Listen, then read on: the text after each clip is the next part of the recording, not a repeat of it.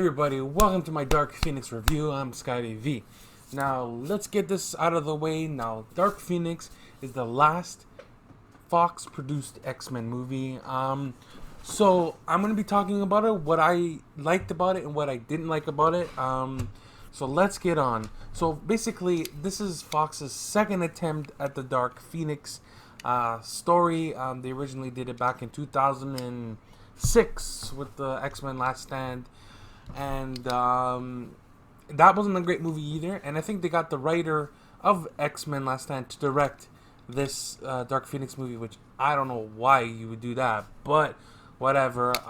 So I'm going to be going down the list on a few things, a few of the characters and some things I didn't understand. And I may have to rewatch it again, but I don't know if I want to go through that torture. I'm just kidding. So Sophie Turner's Jean Grey.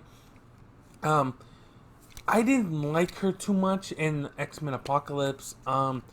She gets a little bit more screen time, a little bit more character development, but it seemed rushed. And I'm gonna say this now with Sophie Turner and with all the cast of this of the X-Men Dark Phoenix, looked like none of these actors wanted to be there. They're just there because because they signed a contract and they had to be there. That's how it felt like for most of the actors.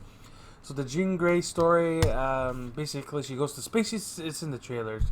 She goes to space to save some astronauts, and then she absorbs the Phoenix Force with their X-Men friends watching. And obviously Jessica Chastain's alien character, which when I first saw it, I thought it was a Skrull, because originally for like a year or 2 years, whatever, they're saying, oh, we're going to have the Skrulls, and they're going to be a big part of the movie, and apparently it's not the Skrulls, but they're very similar to the Skrulls, and it was just a mess. And you can tell when they had to, because they reshot the whole third act of the movie, and it was basically that train sequence, and you could tell it was rushed. That's how I felt. It was rushed, and the script wasn't strong enough. These guys, Fox had outstanding actors for this movie, and they did their best. I'm just gonna say that. Jessica Chastain's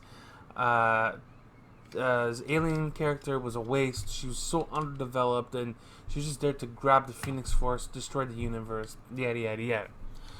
James McAvoy as Professor X, he did his best. With the script he was given, he tried to do his best with Charles Xavier. From this line of movies, I think First Class and Days of Future Past are the best movie. Especially Days of Future Past, they try to erase the X-Men Last Stand, so you know what? I don't know how that works out. That's James McAvoy's signature role, I guess. I don't know. He's done a lot of great movies. I think Split was one of them, which I have not seen that movie. But in terms of materials James McAvoy was given, he did his best for Charles Xavier. He does a good young Charles Xavier compared to Patrick Stewart, who does the older version of Professor X.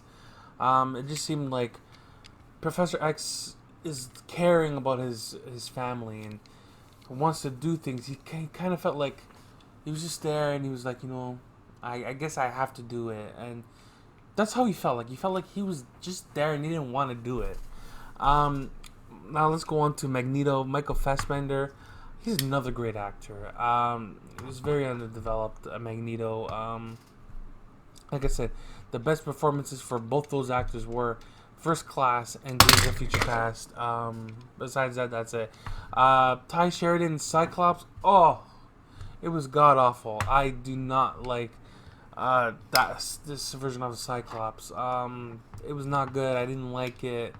I know he's supposed to be like a younger version of Cyclops, like a kid, but he acted like a kid, like a teenager, like those annoying teenagers that like you see them, you want to punch them in the face, but you're trying to keep your cool. That's how I felt about Dark Phoenix. Cyclops, anyways. Jennifer Lawrence, she hated being in these movies just because of the blue prosthetics and the tight suit and all. out of all of them, it looked like she was the one that didn't want to be there too. Especially that cringe moment. And I'm there watching it, and then she's like, you know, the women are saving the men around here, and you should call the team X Women, not X Men. I was just like, what? Are you kidding me?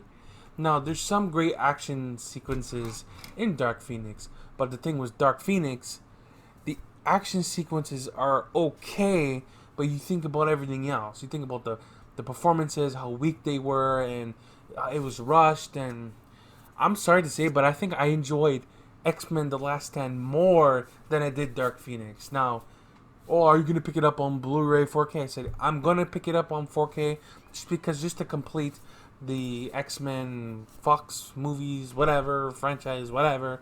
I'm glad that it's going back to Disney. Disney's going to do great things, and Marvel Studios with the X-Men characters, but we're not going to get the X-Men characters for like 4 or 5 years down the road. I think, like, if you watch my other video, they are pushing Fantastic Four. Well, the rumor is that they're pushing the Fantastic Four for an earlier set date. So now, overall, the cast kind of underperformed for me. I was not intimidated by Sophie Turner's Jean Grey when the Phoenix Force was taking over her. I wanted to be scared. I wanted to be intimidated, which I was not.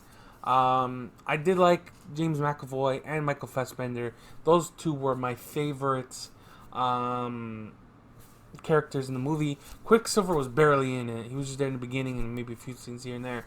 But other than that, he's been out. He went into a coma and never woke. I don't know if he went into a coma and that was that.